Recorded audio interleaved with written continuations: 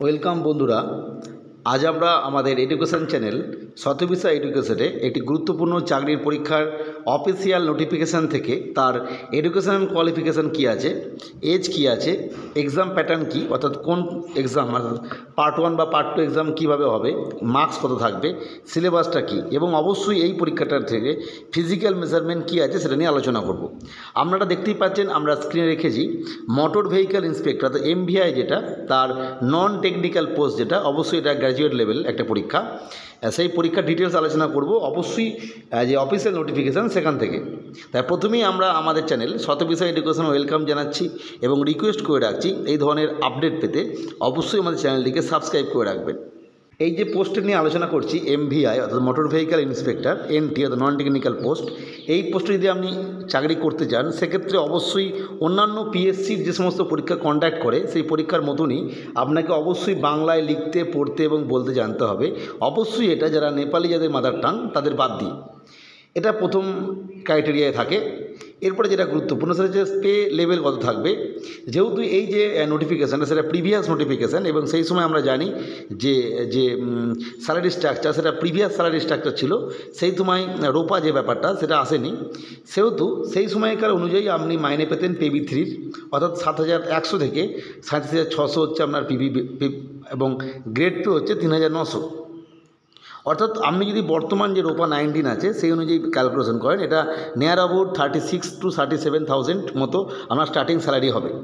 গুরুত্বপূর্ণ যে বিষয়টা যে কোয়ালিফিকেশানটা কী, এই কোয়ালিফিকেশানে মনে রাখতে হবে অবশ্যই আপনাকে একটা যে কোনো ইউনিভার্সিটি থেকে অর্থাৎ রেকগনাইজ ইউনিভার্সিটি থেকে ব্যাচেলার ডিগ্রি করতে হবে। অর্থাৎ যে কোনো ইউনিভার্সিটি, অনেকে প্রশ্ন করেন যে তিনি পড়াশোনা করছেন 3rd ইয়ার বা লাস্ট সেমিস্টার, তারা এলিজিবল কিনা, কিন্তু না, কোনোভাবেই নয়।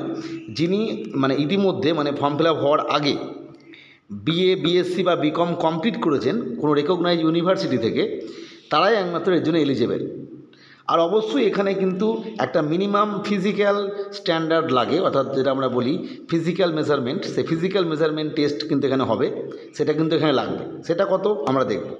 দেখুন, প্রথমেই যেটা লেখা থাকে, অন্যান্য আমরা জানি যে WB, PRB যে পরীক্ষাগুলো নেয় সেখানে আমরা দেখেছি, অর্থাৎ পুলিশের ক্ষেত্রে যে হাইটটা লেখা থাকে সেই সেম।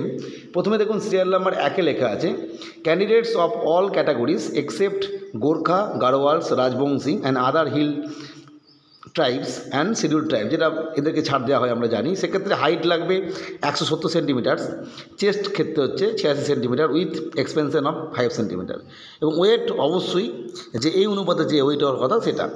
নেক্সট ক্যাটাগরির ক্ষেত্রে 2 যেটা, সেটা হচ্ছে অবশ্যই গোর্খা, গাড়োয়ালস, রাজবংশী এবং আদার হিল এরিয়াস, যারা হিল ট্রাইবস বা শিডিউল ট্রাইব, তাদের জন্য 160 সেন্টিমিটার এবং অবশ্যই 81 centimetre with expansion of 5 centimetre, অর্থাৎ 81 সেন্টিমিটার নর্মাল এবং 5 সেন্টিমিটার আপনাকে ফুলিয়ে, এবং অবশ্যই এই স্ট্যান্ডার্ডের যে ওয়েট সেটা লাগবে। অর্থাৎ আমরা বুঝতেই পারলাম যে গ্র্যাজুয়েশন এবং এই PMT থাকলেই, অর্থাৎ ফিজিক্যাল মেজারমেন্ট যদি আপনার হয় তাহলে আপনি এলিজিবল। অবশ্যই এখানেও বয়স থাকে অবশ্যই 18 থেকে 39, অর্থাৎ 18 বছর থেকে 39 বছরের মধ্যে আপনি এলিজিবল।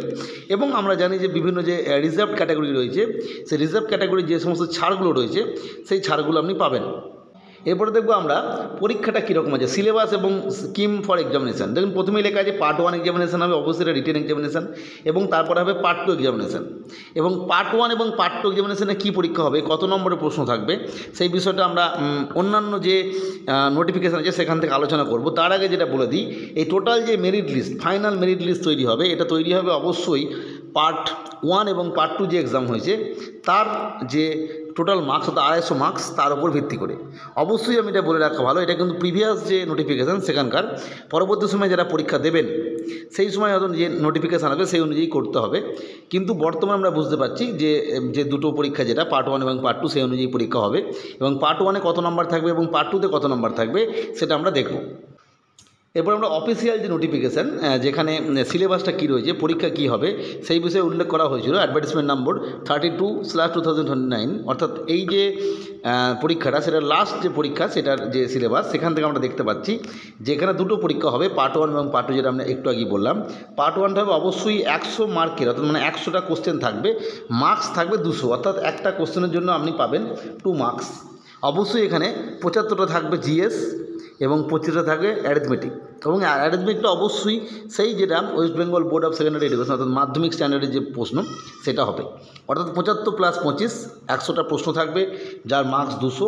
এবং পার্ট 2 এক্সামিনেশনে অবশ্যই পার্সোনালিটি টেস্ট, যেটা পার্ট 2 হিসেবে দেখানো হয়েছে, এবং এখানে মার্কস থাকবে 50। এবং টোটাল এই যে 200 এবং এই 50 অর্থাৎ টোটাল 250 মার্কসের ওপর কিন্তু ফাইনাল প্যানেল তৈরি হবে। যাই হোক, যারা অন্যান্য বিভিন্ন পরীক্ষার জন্য তৈরি হচ্ছেন তাদের কাছে এটা গুরুত্বপূর্ণ বিষয় এই কারণেই, কারণ আমরা দেখতে পাচ্ছি এখানে কিন্তু অন্যান্য কোনো এক্সট্রা কোনো সাবজেক্ট নেই। আপনার মোটামুটিভাবে এই জিএস এবং ম্যাথ যেটা আমরা বলি অ্যারিথমেটিক রিজনিং, সেই জায়গা থেকেই প্রশ্ন আসে। ফলে আপনি যখন ফর্ম ফিল আপ শুরু হবে, মানে নতুন নোটিফিকেশান আসবে, সেই সময় যদি আপনি এটাও টার্গেট নিয়ে রাখেন তাহলে আপনি এটাও পরীক্ষা দিতে পারবেন, কারণ এখানে কিন্তু এক্সট্রা কোনো বিষয় নেই। আর যারা এই বিষয়টা নিয়ে আরও কিছু ভাবছেন তারা প্রিভিয়াস ইয়ার কোশ্চেন যেটা, সেই অ্যানালাইসিস আমাদের এই ভিডিওতেই করা আছে, মানে অন্য ভিডিওতে আমাদের চ্যানেলে, যে কোন জায়গা থেকে প্রশ্ন আসছে মূলত জিএসগুলো, সেটা দেখে নিতে পারেন, তাহলে আপনি বুঝতে পারবেন কোন জায়গাগুলো পড়তে হবে। যাই হোক, এই ধরনের আরও আপডেট পেতে আমাদের চ্যানেলটিকে সাবস্ক্রাইব করে রাখবেন। আজকের ভিডিও দেখার জন্য প্রত্যেককে অসংখ্য ধন্যবাদ।